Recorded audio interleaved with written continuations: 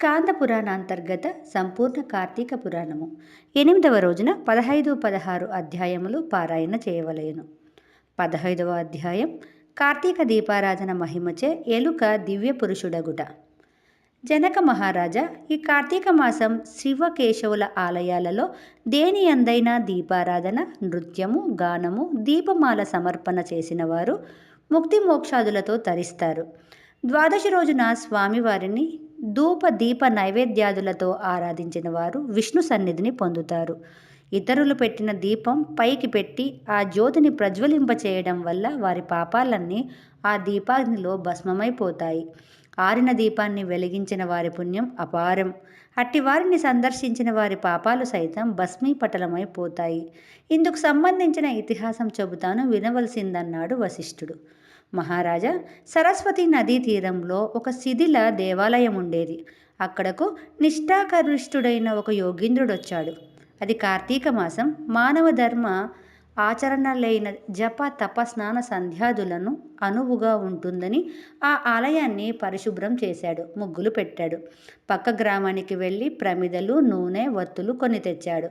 దైవ సన్నిధిలో 12 ప్రమిదలను వెలిగించి స్వామికి కైంకర్యం చేశాడు. ఇలా నిత్యం చేస్తూ తన నియమనిష్టలను అనుసరిస్తున్నాడా కర్మిష్టి. ఆ ఆలయంలోని కలువులో ఒక ఎలుక ఉంటుండేది. ఆనాడు కార్తీక శుద్ధ ద్వాదశి.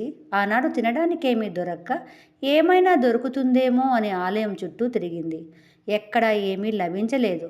ఆలయంలోని దీపాలలో కొడిగడుగుతున్న ఒక ప్రమిద నుండి వచ్చే వాసనకు భ్రమపడి ఆరి ఉన్న వత్తిని నోట కరుచుకుని లాగింది. తినడం సాధ్యపడక పక్క ప్రమిద వద్దకు వెళ్ళింది. నోటగల వత్తి వల్ల ఆ దీపం వెలిగింది. వెలిగిన దానిని విదిలించుకొనబోగా ఆ వత్తి మొదటి ప్రమిదలో పడి ప్రజ్వలిల్లింది. ఈ ఆకస్మిక సంఘటన కారణంగా ఆ మూషికము మనుష్యాకృతిని పొందింది. అతన్ని చూసిన యోగేంద్రుడు, అయ్యా, నీవెవ్వరవని ప్రశ్నించాడు. మునీంద్ర, నేను ఈ ఆలయపు కలుగులో నివసిస్తున్న ఎలుకను. ఎంతకాలంగా ఈ కారణంగా ఇలా ఉన్నానో తెలియదు. మీరు పెట్టిన దీప తోరణంలో ఆరిన దీపాన్ని నోట కరుచుకొని ఆవల ప్రమిదను తాకగా నా నోట ఉన్న వత్తి మండగా ఆరి ఉన్న ప్రమిదలో విడిచాను. తక్షణమే మనుష్యాకృతిని పొందాను అని వివరించాడు. అంత ఆ మాటలు విని దివ్య దృష్టితో ఆ మూషిక పూర్వజన్మ వృత్తాంతాన్ని గమనించాడు. అయ్యా, నేడు కార్తీక శుద్ధ ద్వాదశి. తినడానికి ఏమీ దొరకక పస్తున్నావు. ఆహారాన్వేషణ చేస్తూ ఆలయం చుట్టూ ప్రదక్షిణ చేశావు. స్వామి సన్నిధానంలో ఉన్న దీపజ్వాలను చూసి అందు ఆరి ఉన్న ప్రమిదలోని ఒత్తిని తినదగినదన్న భ్రమతో నోట కరచి ఆవలికి కదలగా ఈ ప్రమిద జ్వాలతో ఈ ఒత్తి జ్వలించింది. ఈ విధంగా దీప ప్రజ్వలన పుణ్యం నీకు సిద్ధించింది. నీ పాపాలన్నీ పటాపంచలైపోయాయి. మానవాకృతిని పొందావు. పూర్వజన్మలోని పాపఫలమే నిన్నిలా మూషికంగా జన్మనెత్తునట్టు చేసింది. అంతటా మనుష్యాకృతిని పొందిన దివ్యస్వరూపుడు అయ్యా యత్రీంద్ర. స్వామి, కేవలం నేనొక ఎలుకను. అల్పజీవినైన నాకు ఈ దుర్లభమైన మోక్షం ఎట్లా సిద్ధించింది? పూర్వజన్మలో నేనెవర్ని? నేను చేసిన పుణ్యమేమి? ఎందువలన నేను ఎలక జన్మ ఎత్తవలసి వచ్చింది? నేను మరలా ఇట్లు దివ్య పురుషునగుటకు కారణమేమి? నా యందు దయవంచి ఈ ప్రశ్నలకు సమాధానం చెప్పవలసినదిగా ప్రార్థించుచున్నాను. మీరు దివ్య దృష్టి గల తపస్సంపన్నులు. నా సందేహాలను తీర్చి పుణ్యం కట్టుకోండి స్వామి అని అర్థించాడా దివ్య పురుషుడు. యతీంద్రుడు ఎలుక దివ్య పురుషుడుగా ఎట్లయ్యనో వివరించసాగాడు. బహ్లీకుని చరిత్ర. నాయన దివ్యపురుష, నువ్వు పూర్వజన్మలో బహ్లీకుడనే జైమిని గోత్ర బ్రాహ్మణుడవు. ఈ జన్మలో నీవు నిరంతరం ధనాజనపరుడవై, సంసార పోషణ పరాయణుడవై, ఆధ్యాత్మిక చింతనారహితుడవై, ధనలుబ్ధుడవై జీవించావు. స్నాన సంధ్యాదులు విస్మరించావు. పండితులను, సాధు సజ్జనులను నిందించేవాడివి. దేవతార్చనలను విస్మరించావు. ఒక దైవ దర్శన గాని, పూజలు గాని నిర్వర్తించక నిరంతరం ధనాపేక్షతో మెలిగావు. అర్థం కోసం, అంటే డబ్బు కోసం శ్రాద్ధ భోజనాలకు కూడా వెళ్ళేవాడివి.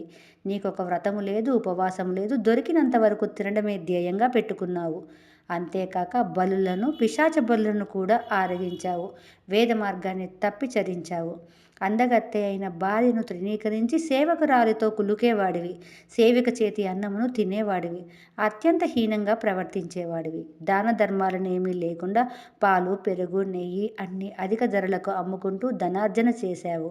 నీవు తినక, ఒకరికి పెట్టక, దాన ధర్మాలు చేయక కూడబెట్టిన ధనమంతటినీ భూమిలో దాచిపెట్టావు. నీ కర్మమేమో గాని అది నీకు గాని భార్యాపుత్రులకు గాని అక్కరకు రాలేదు. ధనాశతో అందరినీ పట్టి పీడించే ఆ బాహ్లికుడు హఠాత్తుగా మరణించడంతో అతడు సంపాదించిన ధనము భూస్థాపితమై ఎవరికీ అక్కరకు రాకుండా పోయింది. అంత్యమున ఆయా పాప ఫలితముగా బాహ్లీకుడు నరకలోకంలో శిక్షను అనుభవించసాగాడు. అనంతరం మరుజన్మలో ఎలుకగా పుట్టావు. ఈరోజు కార్తీక శుద్ధ ద్వాదశి పుణ్య దినమవటం వలన తెలియకుండా నీవు విష్ణు సన్నిధిలో దీపాలను వెలిగించిన పుణ్యవశమున ఇప్పుడు దివ్య పురుషుడిగా అవతరించావు. దీనికి కారణం నీ పాపాలన్నీ పటాపంచలైపోవటమే. కావున కార్తీక మాసంలో విష్ణు సన్నిధిలో దీపారాధన చేసినచో వచ్చు పుణ్య ఫలితమంతయు కాదు. కాబట్టి కార్తీక మాస వ్రతాచరణ అత్యంత పుణ్యదాయకము. దీనివలన 7 తరాల వారు సుఖింతురు. గత జన్మముల పాపముల నుండి విముక్తులవగలరు. పుణ్యాత్ములై పరమపదము నొందగలరు అని చెప్పాడు. నాటి నుండి ఎలక జన్మము నుండి విముక్తి పొందిన ఆ పురుషుడు ప్రతి సంవత్సరము కార్తీక మాస వ్రతాచరణలో నిష్ఠగా ఉండి దాన ధర్మాలు చేస్తూ అత్యంత శ్రద్ధాభక్తులతో నిత్యం భగవదారాధనలో కాలం గడిపి అంత్యమున మోక్ష ప్రాప్తి నొందాడు. కావున కార్తీక శుద్ధ ద్వాదశి నాడు నిష్ఠతో భగవదారాధన చేస్తూ ఆధ్యాత్మిక చింతనాపరుడై నిష్కల్మషంగా నిర్మలమైన మనస్సుతో స్నాన, దాన, పూజ, దీప పుష్పార్చనాదికాలను ఆచరించేవాడు శ్రీమన్నారాయణకు అత్యంత ప్రీతుడవుతాడు. అంత్యమున పాపరహితుడై విష్ణు సాయుధ్యాన్ని పొందగలడని తెలుసుకో అంటూ జనకునికి బోధించాడు వశిష్ఠ మహర్షుల వారు. 15వ అధ్యాయం సమాప్తం. 16వ అధ్యాయం. ఓ మిథిలా నగరాధిపతి, ఈ కార్తీక మాసమంతా శ్రీమన్నారాయణునికి అత్యంత ప్రీతిపాత్రమైనది. ఈ కార్తీక మాసం నెల రోజులు తాంబూల దానమును చేసిన వారు వచ్చే జన్మలో ఉన్నత పదవులను అలంకరించగలరు. ఈ నెల రోజులు విష్ణు సాన్నిధ్యములో రోజుకొక్క దీపము చొప్పున వెలిగించిన వారు స్వర్గలోకములో విష్ణుగామకులవుతారు. ఈ కార్తీక పౌర్ణమి రోజున నియమ నిష్టలతో శ్రద్ధాభక్తులతో ఆదిత్యుని పూజించిన, సూర్యుని ఎదుట స్నాన దాన జపాలను చేసిన వారు సంతానవంతుడు కాగలడు. ఈ మాసంలో కొబ్బరికాయను విష్ణు సన్నిధిలోనొక బ్రాహ్మణునకు దక్షిణ తాంబూలాదులతో సహా దానం ఇచ్చినవాడు ఆరోగ్య ప్రాప్తి నొందుతాడు. అతని వద్దకు వ్యాధులు దరిచేరవు.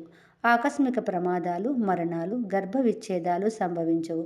కావున ఈ కార్తీక మాసంలో విధి విధానమున శివ పూజలు, ఉపవాసాలు, దాన ధర్మాలు, బ్రాహ్మణులకు అన్న సంతర్పణ, వస్త్రాది దానములు చేసిన వారు మరుజన్మలో విష్ణు సాన్నిధ్యాన్ని పొందగలరనటలో ఎట్టి సందేహము లేదు. జనక మహారాజా, ఈ కార్తీక మాసంలో చేయు పుణ్యకార్యములు అనంతరమైన ఫలితాన్ని ఇస్తాయి.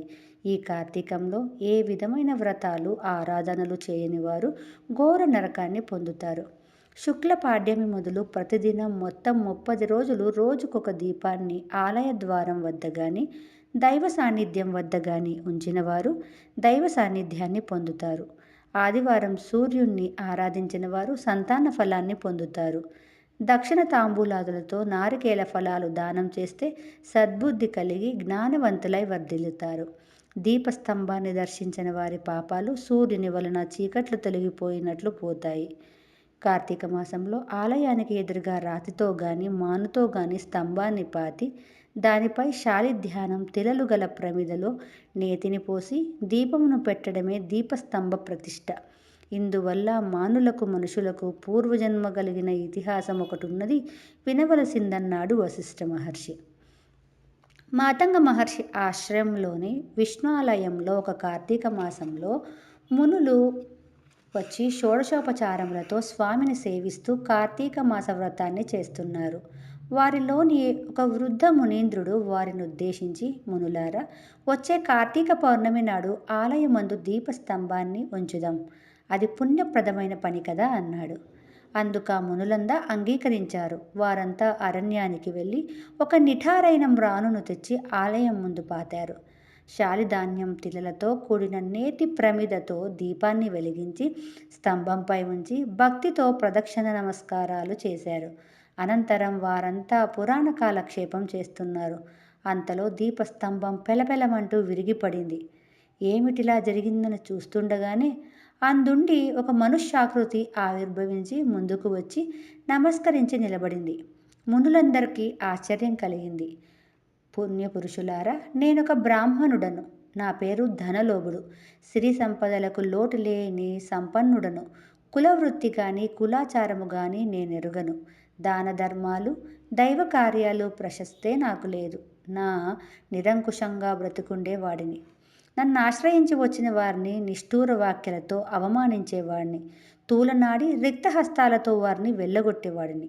పిల్లలు, స్త్రీలు, వృద్ధులు అనే భేదం లేకుండా హీనగా నిర్దయగా చూచేవాడిని. అందువల్ల నేను అనేక జన్మలెత్తి నరక యాతనలు అనుభవించాను. నానా జన్మల అనంతరం అడవిలో మ్రానునై జన్మించాను. ఎండకెండుతూ వానకు తడుస్తూ గాలికి ఊగిసలాడుతూ జీవిస్తున్నాను. మీరంతా అడవికి వచ్చి నన్ను నరికి తెచ్చి నిటారుమ్రానుగా చెక్కి ఆలయం ముందు నిలబెట్టి నాపై దీపాన్ని ఉంచారు. మీరు చేసిన ఈ మంచి కార్యం వలన మ్రాను జన్మ తొలగిపోయి మనుష్య జన్మ దొరికింది. పూర్వజన్మల స్మృతి కలిగింది. పుణ్యపురుషులారా, పరమ నికృష్టనైన నాకు నరజన్మ కలిగిన వైనం తెలియజేయవలసింది అని వేడుకున్నాడు. ఓ ఈ ధనలోభి, ఇది కార్తీక మాసం, చాలా గొప్పదైన మాసం. చేసిన పుణ్యకార్యం ఎంతటిదైనా అది అపారమైన ఫలితాన్ని కలుగజేస్తుంది. సన్మార్గులకు దైవారాధకులకు కలుగు పుణ్యము వర్ణనాతీతం. అంతేకాదు, ఎంతటి పాపాత్ములైన కించిత్ పుణ్యప్రాప్తి వల్ల పునీతులై తరిస్తారు. పశుపక్షాదులకే కాక మ్రానులకు రాళ్లకు సైతం పుణ్యఫలం కలుగుతుందని చరిత్ర చాటుచున్నది అని అంగీరస మహర్షి యోగ దృష్టితో పరిశీలించి ఆలయమందు దీపాన్ని మోసిన కారణంగా పాపాలన్నీ పటాపంచలైపోయి నీ పూర్వజన్మ నీకు కలిగిందని వివరించారు.